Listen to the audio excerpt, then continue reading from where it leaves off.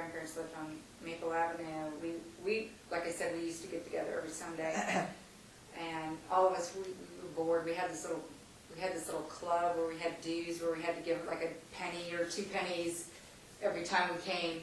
So we'd go around and we'd collect bottles, because at the time you got like 5 cents back on the bottles, and we would take them to High's, which was next to the theater, which is kind of like a 7-Eleven, but it was like more of a dairy, known for their selection of ice cream and stuff. And we'd cash in, we'd all buy like a popsicle, and then we'd all be like happy because we had a popsicle.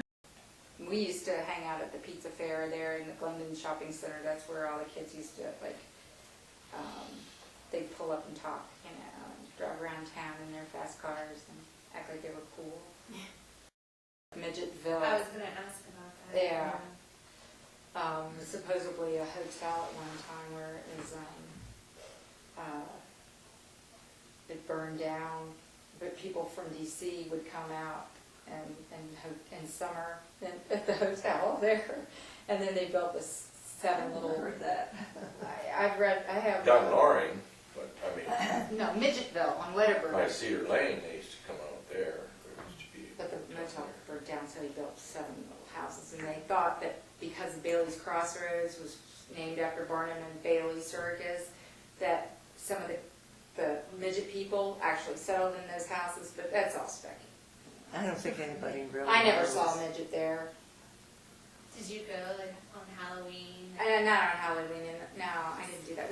We used to go to this haunted house down on Wayers, where the post office is now. It was scary. We went there a couple of years. It was an old house. wasn't Yeah, it was an old house. And then we used to trick or treat. And just gangs of us would go until we couldn't carry any candy. And there was always the threat of the apple, razor in the apple thing. I never saw one with my own eyes, but you know, it was fun. It was fun growing up in Vienna, because we played kickball out here in the street. You know, it wasn't, you know, you could go off and go to the woods and know that you didn't have to worry about somebody grabbing you. It was a pretty good place to live.